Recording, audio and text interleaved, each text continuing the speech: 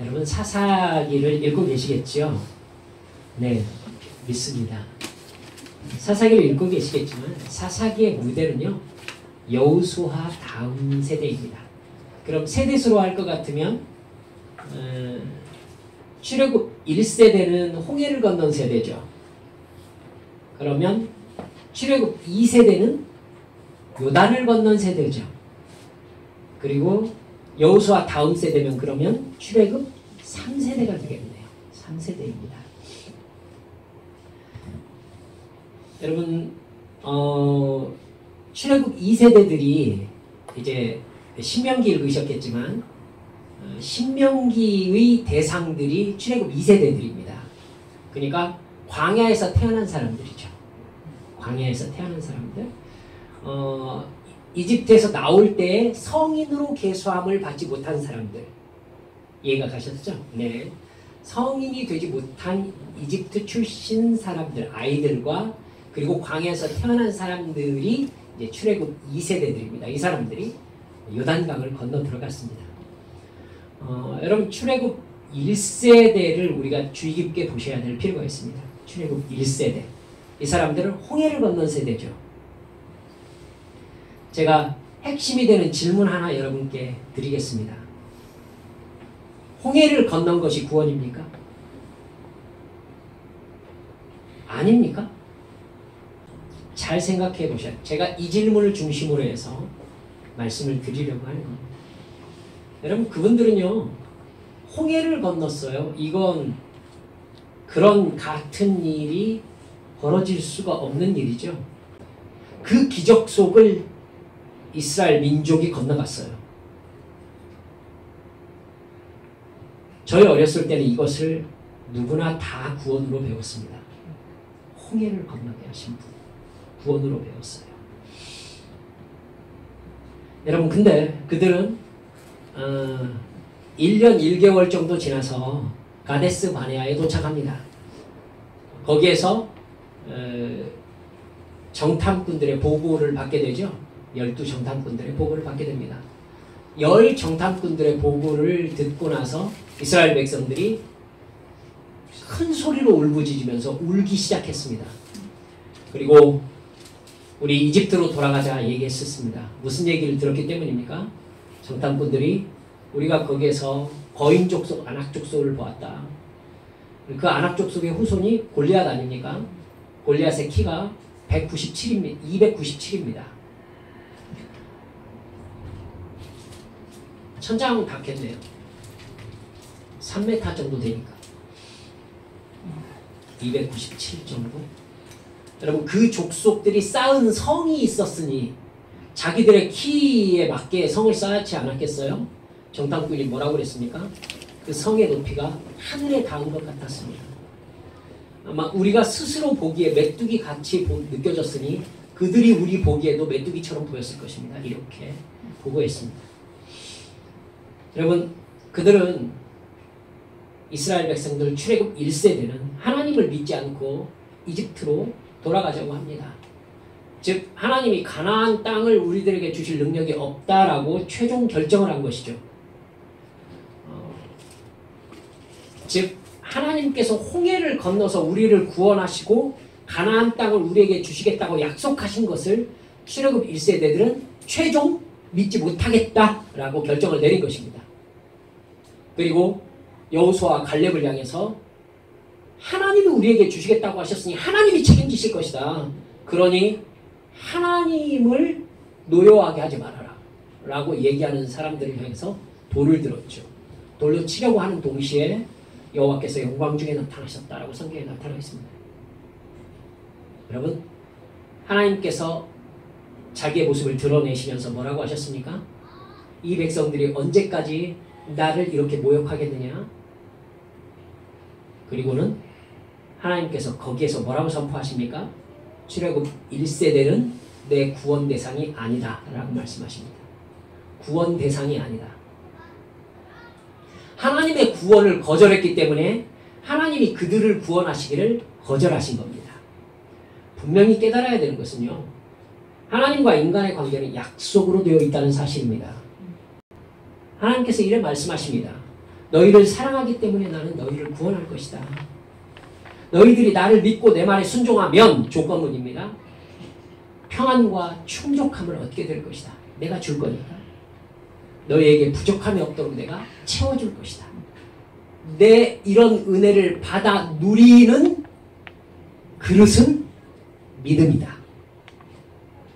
알겠죠? 이렇게 내가 너희에게 베풀어주는 은혜를 너희들이 어떻게 너희 것으로 만들 수 있느냐면 믿으면 된다. 믿음이다. 어떤 상황과 조건에서도 나와의 약속을 지켜라. 예배와 순종의 삶을 살아라. 그러면 내가 너희들의 삶을 책임질 것이다. 그게 믿음이기 때문이다. 그리고 그 믿음을 너희들이 끝까지 지키는 한 너희들을 천국의 영생으로 인도해서 영원토록 나와 사랑의 관계를 맺으며 살게 해줄 것이다. 이게 하나님께서 우리에게 하신 구원의 약속입니다. 은혜입니다. 그 약속을 진정으로 믿어야 구원의 약속과 은혜가 나에게 적용됩니다. 은혜가 나에게 은혜 될 수 있는 것은 나의 무엇을 통해서? 믿음을 통해서. 하나님이 하나님의 일방적인 작정대로 구원을 시키기로 하셨다고 합시다. 여러분 아시는 분은 제가 지금 칼빈의 절대 애정론에 대해서 생각할 거리를 여러분들과 지금 나누고 있다는 걸 아실 거예요. 하나님이 하나님의 일방적인 작정대로 구원을 시키기로 하셨다면 인간에게 믿으라고 할 필요가 없어요. 그죠? 구원을 믿음으로 얻게 할 필요가 없다고요. 하나님 마음대로 작정하셨으니까 하나님이 하나님 일을 하시면 되잖아요. 이미 누가 구원받고 누가 구원받지 않을 게 결정되어 있으니까. 그러니까 누구에게 믿으라고 말하고 할 필요가 없죠. 그냥 하나님이 구원시킬 사람 그냥 구원시키면 되니까. 봐요. 그러니까 하나님께서 믿어라 라고 얘기할 때에는 하나님의 영원한 작정을 미뤄놓고 하시는 말씀이에요. 지금 하나님은 구원받을 사람을 당신의 영원한 작정 속에서 분명히 작정해 놓으셨음을 저도 믿습니다. 하지만 그건 하나님 차원의 얘기죠. 인간의 차원이 아니잖아요. 그렇기 때문에 그 부분에 대해서 인간이 알기를 허락하지 않으셨다라고 성경이 분명히 얘기하시잖아요. 허락하지 않으셨다.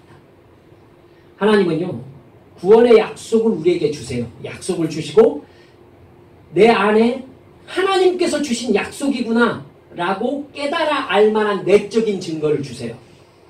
부인할 수 없어요. 그걸.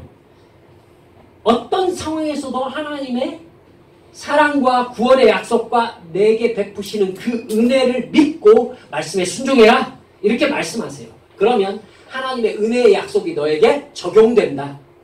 하나님의 은혜의 약속은 그러니까 내 믿음의 반응으로서 나의 것이 되는 겁니다. 오케이? 약속을 믿지 않고 거절하면요. 믿지 않고 거절하면 여러분 목사님 중에는 믿지 않고 거절할 수 없습니다 라고 가르치시는 분들도 계세요. 예, 제가 그 말에 대해서 시비를 걸고 싶은 게 아니에요. 우리의 삶의 현실 속에서 우리가 하나님의 은혜의 약속을 믿지 않고 거절하는 순간이 있다라고 지금 말씀을 드리는 거예요. 우리는 믿지 않고 거절할 때가 있어요. 유승열 목사도 인간이기 때문에 하나님이 그 사람을 어떻게 할지를 저는 잘 모르겠어요. 하나님의 은혜를 받았다고 하면서 내 죄가 사해졌고 나는 구원받았다 라고 하는데 하나님의 은혜와 약속과 전혀 상관없이 예를 들면 교회에 출석도 하지 않고 하나님 말씀에 순종도 하지 않고 기도도 없이 그냥 그렇게 사는 사람이 있다라고 한다면 그 사람은 어떻게 되는 겁니까? 대답을 못하겠어요. 하나님의 영원한 작정을 따라 구원시키기로 한 사람을 하나님은 기어이 회개시키셔서 믿게 하시고 구원시킨다 라고 하면 감사하네요. 제가 그렇게 얘기하겠습니다. 하지만 저는 꺼림칙합니다. 왜냐하면 인간 어느 누구도 확인할 방법이 없는 하나님의 작정이기 때문입니다. 그러니까 내가 지금 죄를 짓고 회개하지 않는 상태에 있으면서 내가 예전에 한 번 하나님의 구원을 믿었기 때문에 내 죄는 미래의 죄까지 다 용서함 받았고 나는 천국에 가게 되어 있다 라고 말하는 제 친구가 있었어요. 장로님 아들이 있었어요. 그래서 제가 이렇게 얘기했어요. 너는 하나님하고 동급이구나. 하나님의 작정을 알고 있어. 지금 이 상황과 관계없는 하나님의 작정을 알고 있잖아요. 야, 너 대단한 믿음을 가지고 있다. 야. 그랬더니 저한테 아닌 것 같은데 이렇게 얘기를 하더라고요. 여러분 한번 생각해 보세요. 이래 말씀드립니다. 예수 그리스도의 십자가 대속의 죽음과 나에게 베푸신 죄사함의 은혜를 내가 믿고 회개하고 천국과 지옥을 확신했었던 그 지식, 그 영적인 경험, 여러분 그거 내 겁니까? 내가 가지고 있는 지식이에요? 여러분은 시험에 제가 빠뜨리고 있나요? 그건 내 것이 아니에요. 하나님이 주신 거예요. 그렇죠? 하나님이 주신 거예요. 하나님이 아 그렇구나 라고 깨닫게 하신 거예요. 성령님께서 나에게 감동하셔서 예수님이라는 분이 나의 죄를 대속하시려고 십자가에서 죽으셨구나 라는 영적 지식을 내게 주신 거예요. 그래서 내가 깨닫게 되었어요. 여러분 그것을 저는 홍해를 건넌 출애굽 1세대의 경험이라고 생각하고 있습니다.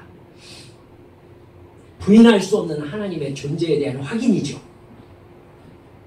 내 지식이 아니에요. 주어진 지식인 거죠, 이건. 근데 여러분 그것이 구원의 성취는 아니에요. 홍해를 건너고 나서 구원이 성취되었습니까? 홍해를 건너고 나면 가나안 땅이었어요? 아니에요, 여러분. 그건 구원의 시작이었어요. 성취는 아니었다고요. 하나님의 조건적 약속인 거예요. 너희를 내가 홍해를 건너게 하였다. 요단강을 건너기까지 인내하여라. 약속의 시작이에요. 네가 예수 그리스도의 대속의 죽음과 부활의 소망을 믿으면 구원을 받는다. 믿음을 가진다는 것은 이 세상에서 하나님의 자녀로 하나님의 말씀에 순종하며 하나님만을 예배하며 산다고 하나님과 약속한 것이다. 내 약속을 믿고 네가 또한 지금 나에게 한 약속을 끝까지 지키면 너는 천국에 도착할 것이다. 그리고 내가 너에게 약속한 구원이 성취될 것이다. 믿습니까? 네.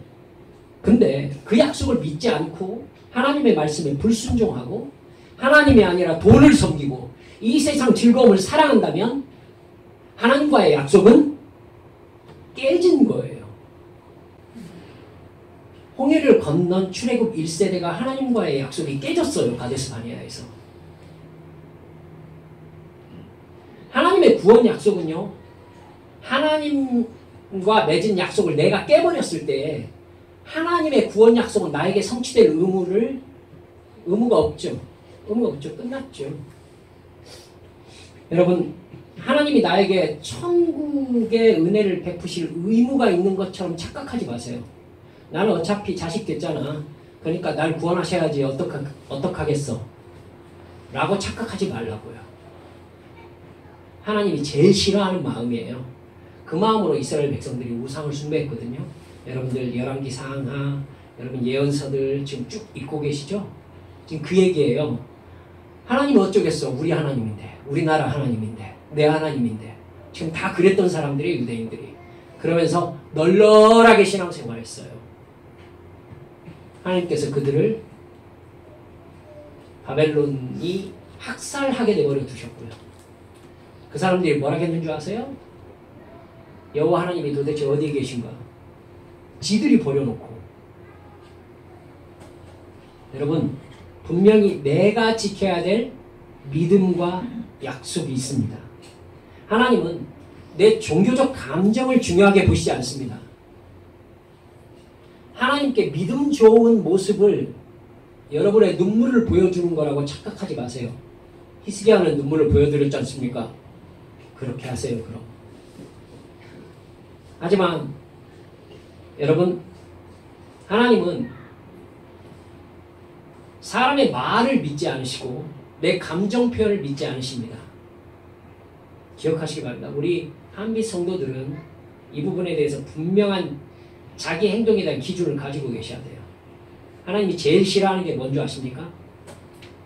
의식에 참여해가지고 눈물로 반응하고 나서 그걸로 하나님과 나와의 관계를 클리어하게 맺고 세상 사람으로 돌아가는 부분입니다. 아시겠습니까? 하나님 그거 참 싫어하시고, 하나님은 우리의 감정 표현을 믿지 않습니다. 하나님은 우리가 하나님 듣기 좋으라고 하는 말을 믿지 않으십니다.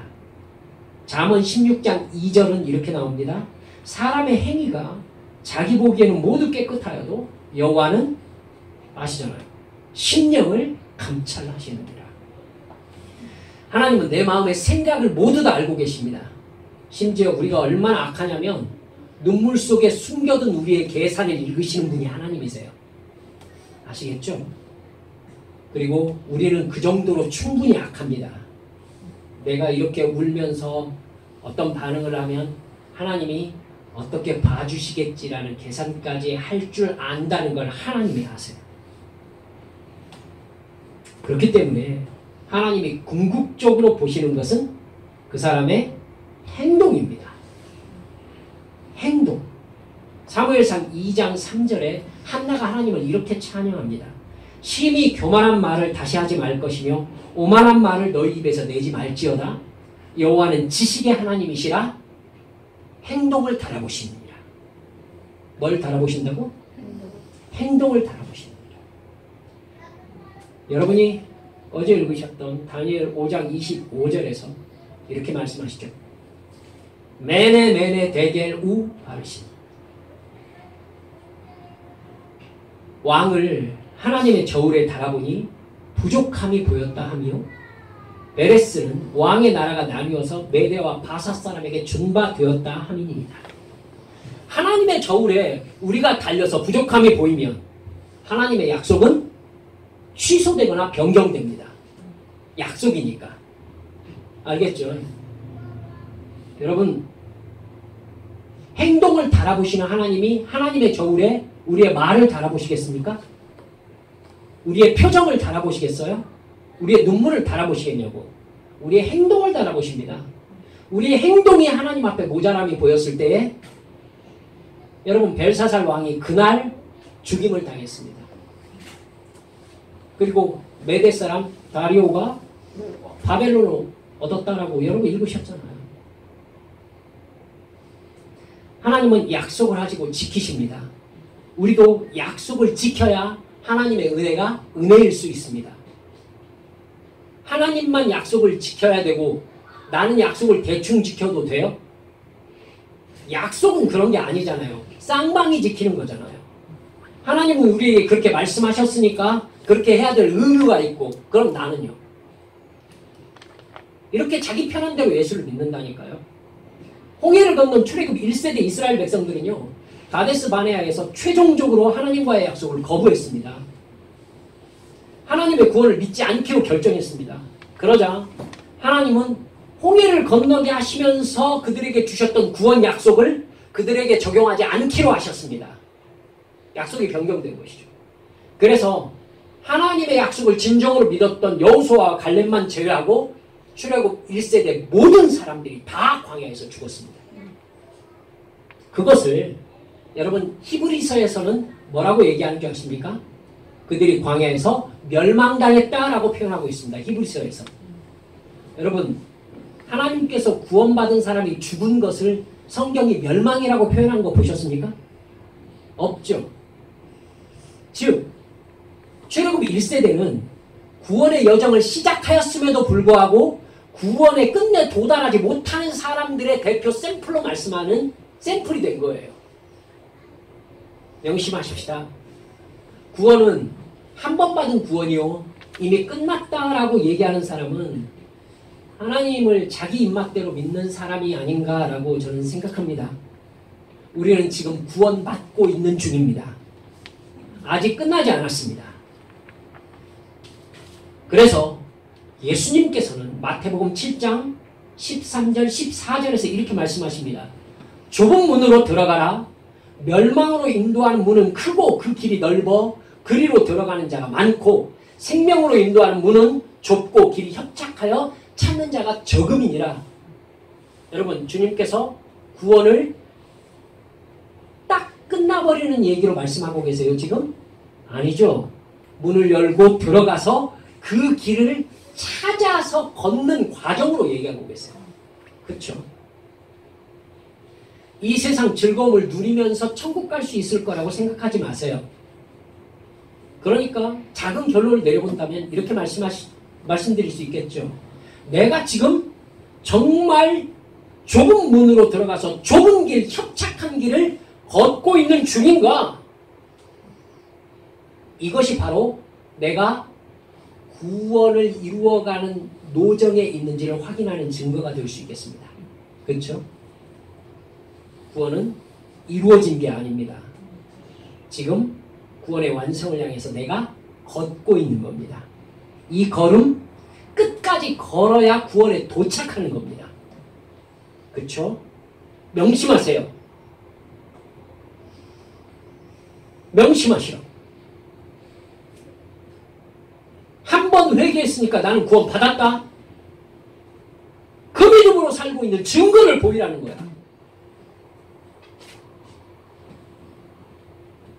지금 내가 그 구원의 완성을 향하여 나아가고 있는 구원의 노정 안에 있는 좁은 길을 걷고 있는 하나님의 자녀로서의 삶의 증거를 보이라는 거예요. 그렇지 않고 나의 구원을 무엇으로 확인하겠다는 것이죠? 절대로 그런 오만한 말을 입에 담아서는 아시겠죠? 네, 우리 한빛 성도들은 저는 누가 이걸 가지고 신학적 시비를 건다고 해도 논쟁에는 이길 수 없을지언정 절대로 포기할 수가 없습니다. 하나님께서 제 50 넘는 인생 동안에 비로소 가르쳐 주신 말씀입니다.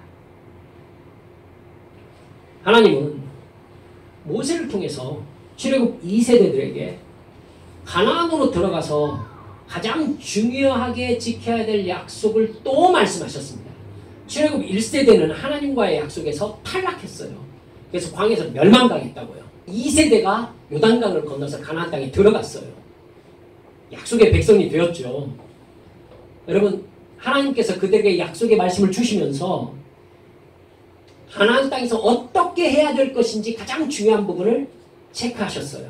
신명기 4장 25절 26절 말씀입니다. 말씀드렸죠. 신명기의 대상은 출애굽 2세대들이라고요.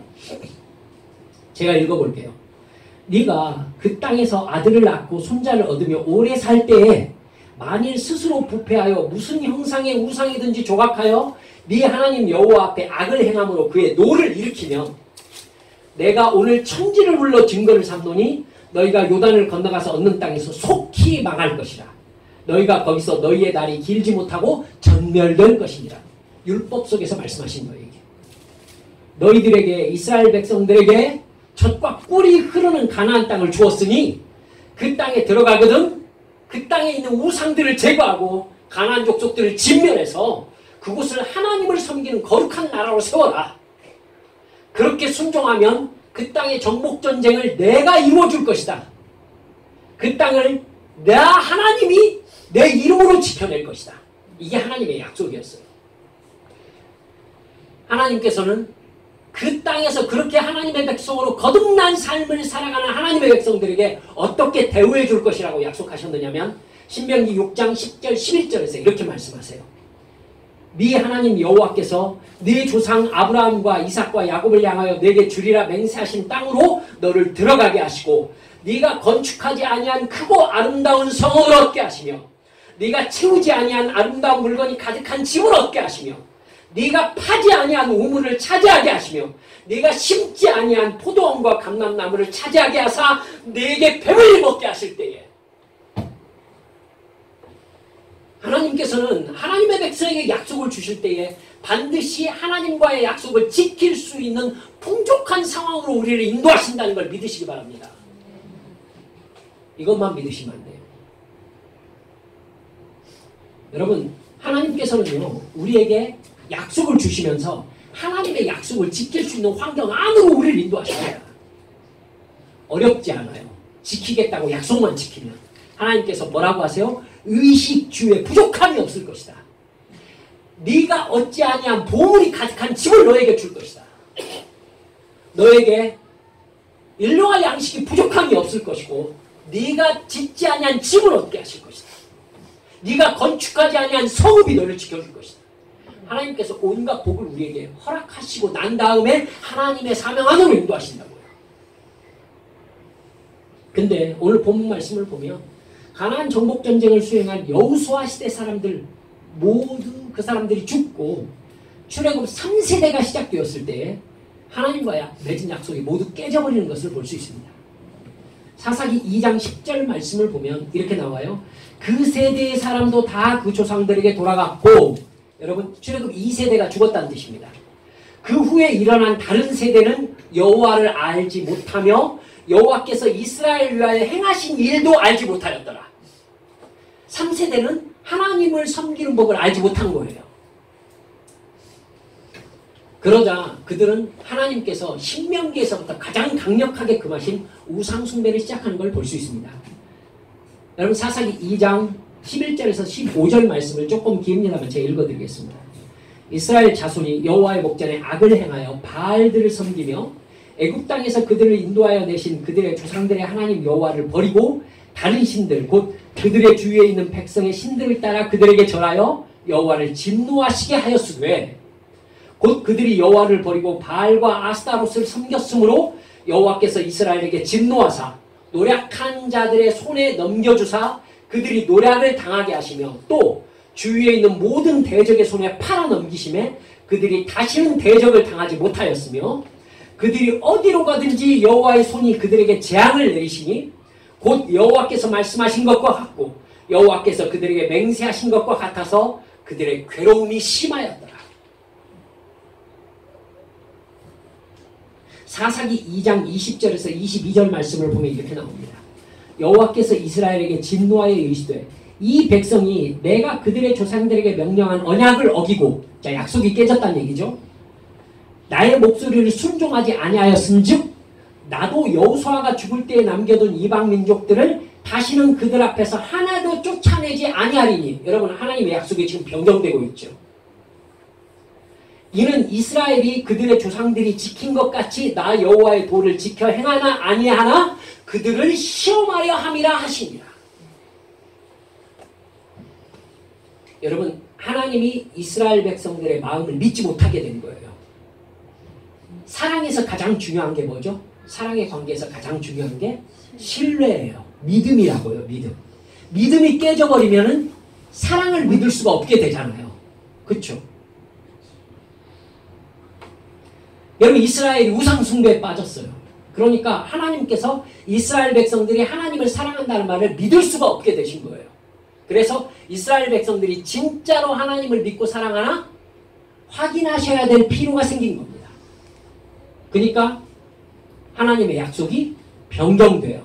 하나님께서 가나안 족속들 7족속이라고도 하고 6족속이라고 하는데 기르가스 족속이 들어갔다 빠졌다 합니다. 여러분 이 족속들을 물리치지 않고 쫓아내지 않고 그냥 남겨두시기로 하신 거예요. 남겨두시면 어떤 일이 벌어지죠? 여러분 가나안 땅의 원주민들이 그들이죠. 이스라엘 민족은 침입한 족속들이에요. 그죠? 그러면 여러분 우리 얘기로 해봅시다. 일본이 우리나라를 침입해가지고 우리나라를 식민지로 삼아가지고 살면은 여러분 가장 격렬한 반응을 보이는 건 우리나라죠. 우리들이 우리 땅을 찾고자 하는 거잖아요. 똑같아요. 가나안 민족들은 자기들 땅을 찾으려고 하는 거예요. 더구나 가나안 족속들은 이스라엘 백성들보다 훨씬 더 강한 군사력을 가지고 있었어요. 발달된 국가체계도 이루고 있었어요. 그러니 끊임없이 전쟁이 벌어지겠죠. 여러분 하나님께서 쫓아내지 않겠다고 하셨으니까 이스라엘 백성들의 괴로움이 대단히 심하겠죠. 여러분 자기들의 영토에 들어온 이방 족속인 이스라엘 민족들을 몰아내려고 아마 가나안 족속들은 최선을 다하게 될 겁니다. 이스라엘은 그러니까 따라서 합시다. 안식의 땅에서 안식을 얻을 수 없었다. 하나님이 안식의 땅으로 인도하셨는데 거기에서 안식 없는 삶이 시작되는 거예요. 하나님은 이스라엘 민족이 고통을 겪게 하시면서 이스라엘 민족이 진짜 믿음을 가지고 있는지를 확인하셔야 되겠다라고 생각하신 겁니다. 뿐만 아니라 여러분, 가나안 족속들이 쫓겨나지 않고 가나안 땅에 계속 살면 가나안 족속들은 자기들이 지금까지 섬겨왔던 우상을 섬기겠죠. 그렇죠.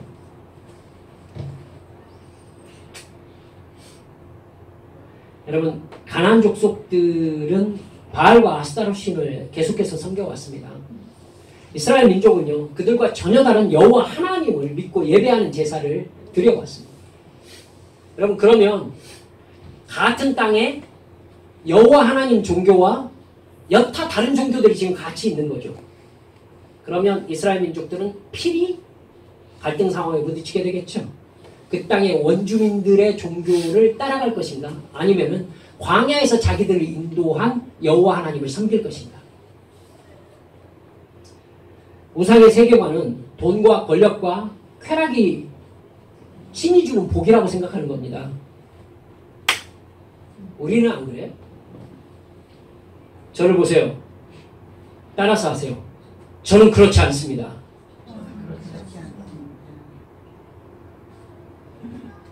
돈과 권력과 세상 즐거움을 하나님이 주시는 복으로 생각하지 마세요. 그 일반 종교예요. 하나님 종교가 아닙니다. 그렇기 때문에 세상 종교는 인간의 욕망과 코드가 같습니다. 그래서 매력적입니다. 설득력이 있어요. 여러분, 그 신을 믿는 것은 편합니다. 속 편해요. 인간의 욕망과 맞으니까. 하나님은요, 그 상황을 그대로 두시기로 작정하십니다.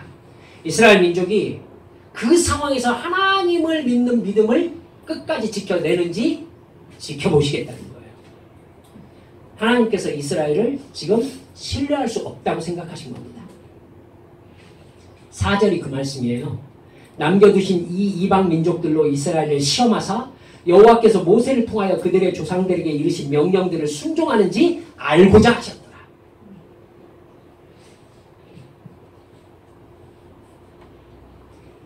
여러분, 사사기를 여러분들이 지금 읽고 계시니까 사사기에서 가장 중요하게 체크해야 될 하나님과 이스라엘 백성들의 갈등이 바로 이 부분입니다. 하나님은 우리 삶을 통해서요, 하나님의 존재와 사랑과 능력을 세상에 보여주기를 원하십니다. 즉 사명자로 쓰고 싶어 하세요. 우리를. 그래서 우리를 통해 예수님의 십자가 대속의 은혜와 부활의 소망을 세상 사람들에게 전하기를 바라세요. 우리가 그런 사람이 되기를 바라신다고요.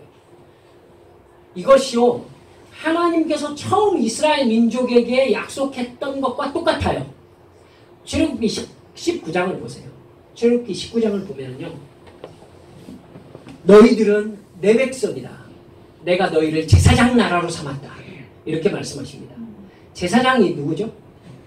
제사장이 다른 사람의 죄를 하나님께 간구해서 제사드림으로 말미암아 죄를 간구하고 죄 용서함을 선포하는 중간자적 역할을 하는 사람이잖아요. 즉 하나님께서는요, 이방 민족들에게 하나님 당신의 존재와 사랑과 능력을 증거하는 도구로 이스라엘 백성들을 택하셨다는 얘기죠. 그렇죠? 이스라엘 백성들을 택하셨어요. 그래서 너희들은 제사장 나라다. 이렇게 말씀하셨단 말입니다. 그래서 하나님께서 이스라엘 백성들에게 복을 주시는 까닭, 즉 네가 짓지 않은 성읍에 거하게 하시고 네가 짓지 않은 짐을 주시고 아름다운 보물들이 가득한 그러한 물질들을 주시고 네가 심지 아니한 포도나무와 감람나무 열매를 너에게 주시는 까닭은 너를 통하여 내가 하나님이 누구냐는 것을 세상에 증거하고 싶기 때문이다. 주님이 이렇게 가시는 거예요. 이스라엘 백성들을 솔로몬 시대 때 하나님께서 그렇게 강력하게 하고 부강하게 하시고 부유하게 하셨던 까닭은 이스라엘 백성들을 통해서 이 세상 나라들에게 하나님이라는 신이 어떤 신인가를 보여주고 싶으셨기 때문이었다고요. 이스라엘 민족에게 복을 주심으로 모든 민족들이 이스라엘 민족이 섬기는 여호와 하나님의 존재와 사랑과 능력을 보고 그들도 믿어서 구원받게 하기 위해서였다고요. 그것이 바로 출애굽기 19장에 얘기한 너희들을 내가 제사장 나라로 세웠다는 하나님의 말씀이에요. 하나님은 우리에게도 그런 뜻을 가지고 계세요. 우리의 필요를 채워주시고 우리의 생활에 윤택함을 부어주시기를 원하세요. 누구에게? 하나님의 사명자들에게. 그걸 받아가지고 이 세상 즐거움과 세상 자랑으로 달려가려는 사람이 아니라 그걸 하나님께 받아가지고 그걸 통하여 하나님의 존재와 사랑과 능력을 세상에게 증거하기 원하시는 사람에게 하나님은 그들에게 삶에 필요한 것들을 충분히 넘치도록 공급하시는 겁니다. 사명자니까. 사명자니까. 하나님은 가난한 신이 아니니까. 안전하고 평화로운 삶을 주십니다. 하나님의 능력을 보여주라고. 근데 우리 역시 이스라엘 백성들과 똑같이 복을 주시니까 욕심에 빠져서 세상 자랑과 세상 즐거움을 따라가면서 돈을 숨기기 시작한 거예요. 내 만족을 위해 살기 시작한 것이죠. 이스라엘 민족과 똑같아요. 그럴 때 여러분 시인시키기 위해서 제가 따라서 하라고 합니다. 내 믿음이 변하면 하나님의 약속이 변경된다. 내가 하나님과의 약속을 깼으니까 하나님이 약속하신 것도 깨지는 게 당연한 거예요, 여러분. 여러분, 내가 그렇게 세상으로 따라갈 때에 하나님은 나를 통해서 하나님의 존재와 사랑과 능력을 나타내시기는커녕 내가 정말 하나님을 믿고 그 말씀에 순종하는지 확인해야 될 필요가 생기는 겁니다. 이스라엘 백성들이 그러셨잖아요. 그죠? 제사장 나라로 세웠는데 제사장이 타락한 거야. 그러니까 하나님께서 어떻게 하셔야 돼요? 이스라엘 백성들이 진짜 내 백성인지를 확인하셔야 될 필요가 생긴 거예요. 그러니까 하나님께서 어떻게 하세요? 그들을 고통 가운데 내버려 두시는 거예요. 그래서 사사건건 힘든 일들 속에서 하나님께 부르짖어서 구원을 요청하는지 확인하고 싶으신 거예요. 나한테 구해달라고 하는지 내가 볼 거야. 네가 바르게 달려가는지 나한테 달려오는지 내가 볼 거야. 이렇게 보시는 거예요. 여러분 똑같다고 말씀드렸죠. 우리가 세상 즐거움으로 달려가니까 하나님께서 우리에게 뭘 뺏어요? 돈을 뺏어요. 그리고 평안한 인간관계를 뺏어요. 교회에 여러분 시대라고 생각하십니까? 교회에 깨진 가정 정말 많지 않습니까?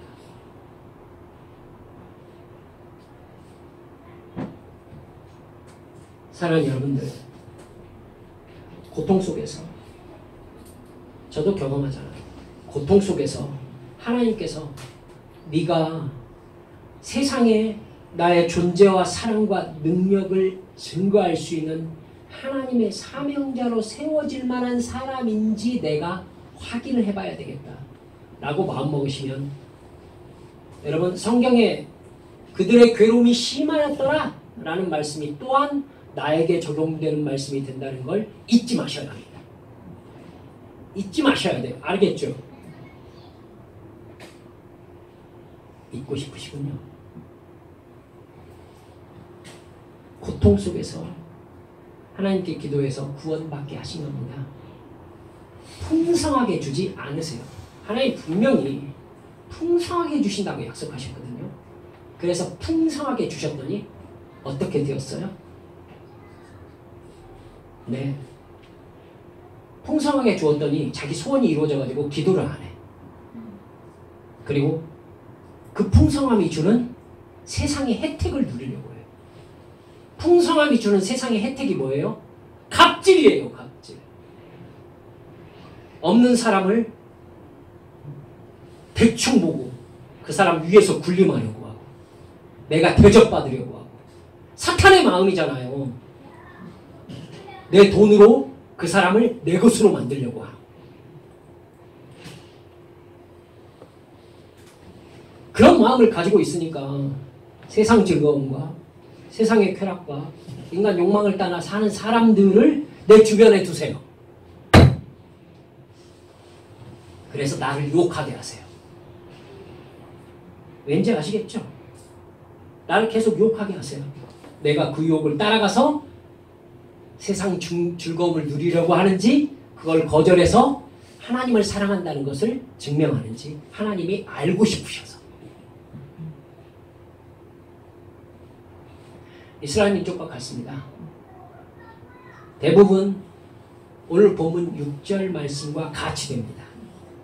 이스라엘은 가나안 민족의 딸들을 맞아 아내로 삼으면서 자기 딸들을 그들의 아들들에게 주고 또 그들의 신을 섬겼다.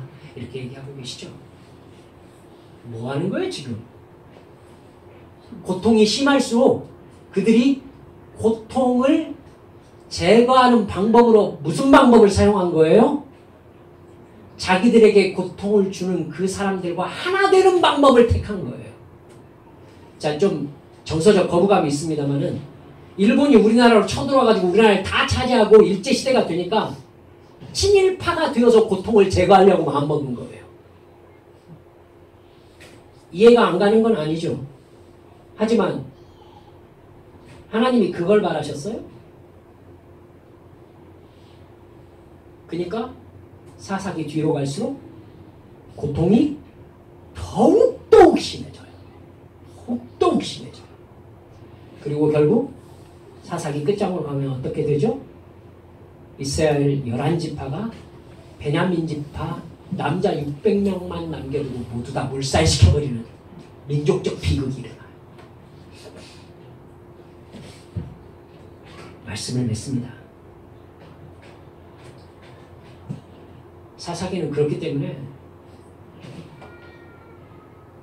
비극이에요. 사실 우리 얘기를 하고 있어요.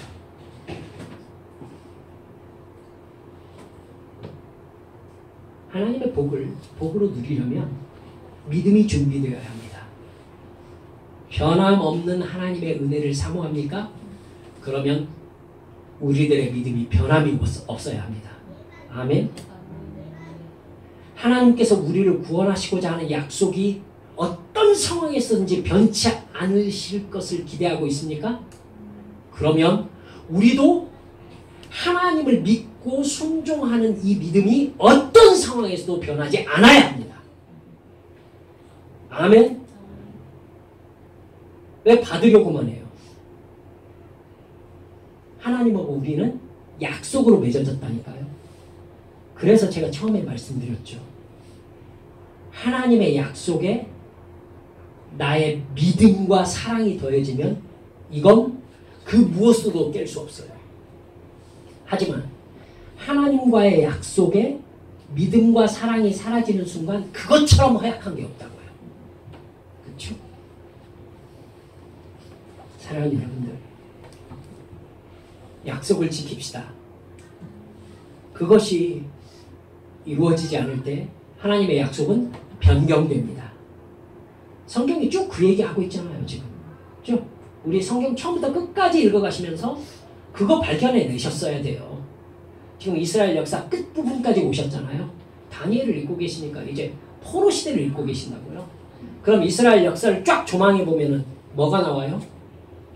이스라엘 백성들이 하나님과의 약속을 깨버리고 그 깨버린 이스라엘 백성들에게 하나님이 그토록 오래 참으시다가 결국은 하나님의 약속마저 변경되어지는 상황. 이걸 여러분 읽고 계시잖아요. 그 하나님의 약속이 변경되자 이스라엘 백성들은 어떻게 되었어요? 너무 고통스러워하는 상황이 벌어지잖아요. 그렇죠? 이 시간 내 말과 행동, 생각은 하나님의 백성의 것인가 세상 사람의 것인가 한 번 더 점검합시다. 하나님이 나에게 고통을 주실 때 있어요. 따라서 할까요?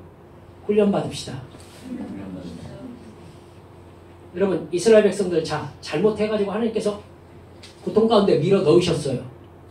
그럼 어떻게 해야 될까요? 어떻게 해야 될까요? 뭘 어떻게 해요? 고통을 받아야지. 여러분 그 말 어려워요? 그거 안 받으려고 교회 다니고 계세요? 잘못하시는 거예요. 내가 하나님께 잘못하고 죄를 지어서 하나님께서 나에게 고통을 주시거든 고통을 당하셔야 돼요. 그 고통 속에서 이제 내가 무엇 하느냐가 중요하겠죠. 고통을 당하면서 뭐 해야 돼요? 철저하게 회개하는 겁니다. 그래서 너는 나의 제사장 나라다. 주님께서 말씀하신 그 자리로 돌아가는 겁니다. 그래서 하나님의 은혜를 담을 수 있는 믿음의 그릇을 준비하는 겁니다. 내가 네가 짓지 않은 집을 너에게 줄 거야. 내가 너에게 재물을 줄 거거든. 그걸 가지고 나의 존재와 나의 사랑과 나의 능력을 세상에 증거해다오. 그것이 내가 너를 세우는 목적이다. 주님의 뜻이 이래요.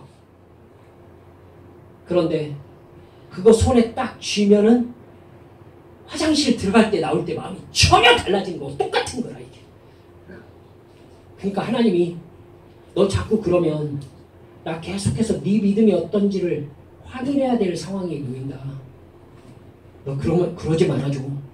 주님께서 부탁할 때 여러분 절대 그런 죄에 빠지면 안 돼요. 약속 지키실 거죠. 우리 한빛 성도들은 봐요. 지금 이스라엘 백성들 멍청하잖아요. 멍청. 죄를 지금 멍청해진다니까. 뭔 일이 영적으로 일어나고 있는지를 몰라요.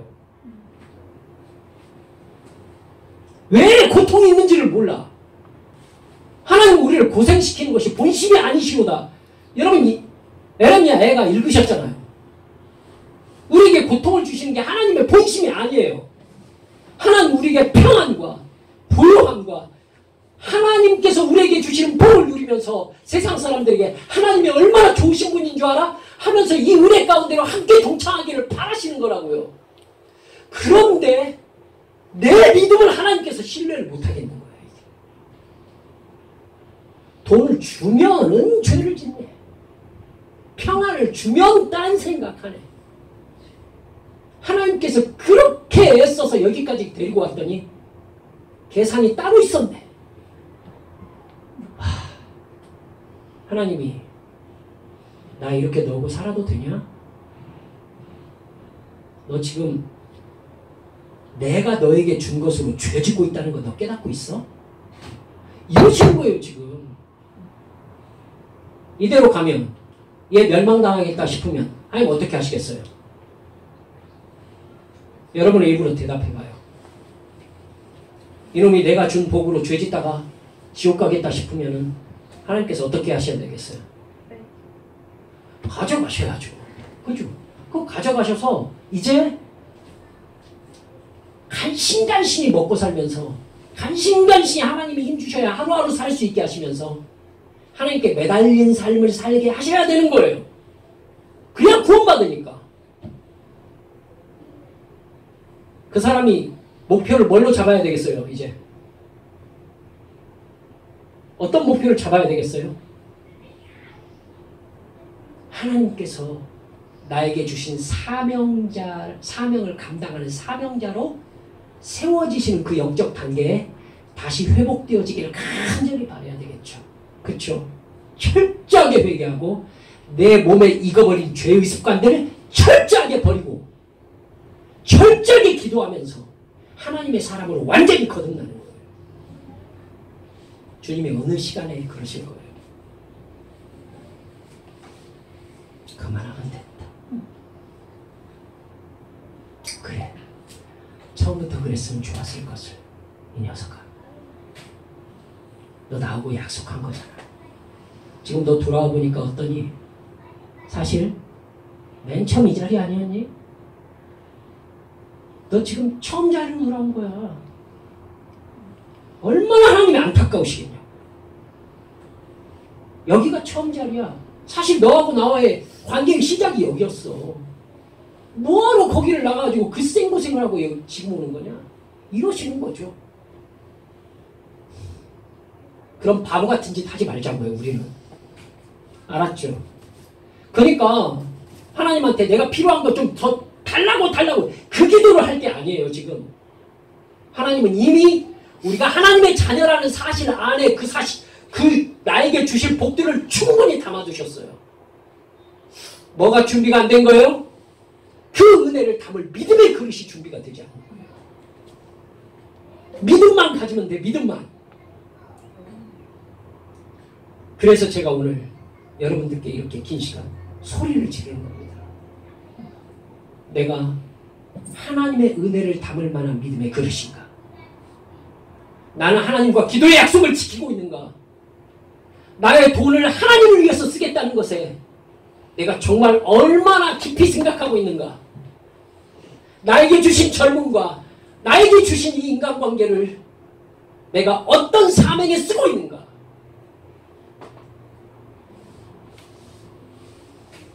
그래서 하나님께서 나는 너에게 주는 게 기뻐. 이 하나님의 마음 어디에서 여러분 읽으셨어요? 다윗에게서 읽으셨잖아요. 다윗이 그러죠. 이스라엘 백성들이 성전 지을 재물들을 막 쌓을 곳이 없도록 하죠. 그만 가져오라고 얘기해야 되죠. 다윗이 그러죠. 하나님, 다윗이 누구 반대? 하나님께서 이렇게 하십니까? 하나님께서 제게 주신 것을 당신에게 드렸을 뿐입니다. 하나님 마음 읽어주세요. 나는 너한테 주는 게 너무 좋아. 난 너한테 복 주는 게 너무 행복해. 내가 너한테 부어주면 너는 세상에 내가 누구인지를 증거해. 그래서 난 너에게 주면 너무 행복해서 견딜 수가 없어. 더 필요한 거 없냐? 더 필요한 거 없냐? 아니, 더 주고 싶으신 거예요. 더.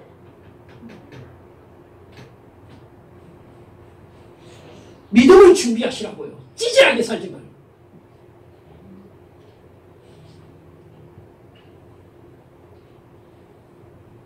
예수 믿읍시다. 예수 제대로 믿자고요.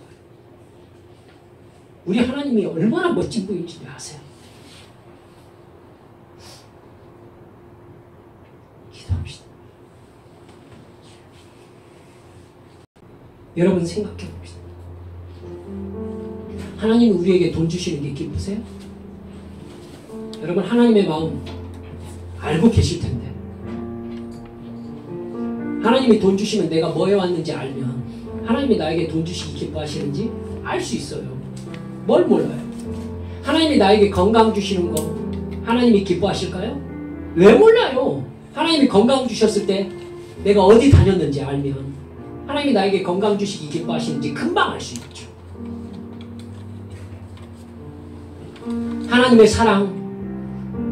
하나님의 사랑이 나에게 맨날 징징거리면서 하나님 오늘 쓸 거 없어요. 하나님 오늘 쓸 거 먹을 거 주세요. 이런 상황이라면 그렇게 해야만이 내가 믿음을 지킬 수 있기 때문에 그 상태를 하나님이 유지하고 계신 겁니다. 이 시간 주님 앞에 기도할 때 주여 이스라엘 백성들은 어리석다고 얘기하는데 저도 그런 삶 살았음을 고백합니다. 하나님의 구원이 이루어졌다고 하면서 하나님과의 약속을 내가 지키지 않았습니다. 마치 하나님이 약속의 메인 신인 것처럼 착각했습니다. 이 시간 주님 앞에 기도하면서요. 주여 내게 믿음 주시옵소서. 주 예수 그리스도를 나의 구주로 믿고 끝까지 이 믿음의 길 구원의 길에서 어긋나지 않고 저 천국의 손으로 성령님 나에게 깨달음 주시옵소서. 죄에 대하여 의에 대하여 심판에 대하여 시간 모두 한 사람도 빠짐없이 소리내어 하나님 앞에 회개하며 기도하시겠습니다. 기도. 아버지 하나님, 아버지 하나님, 주시옵고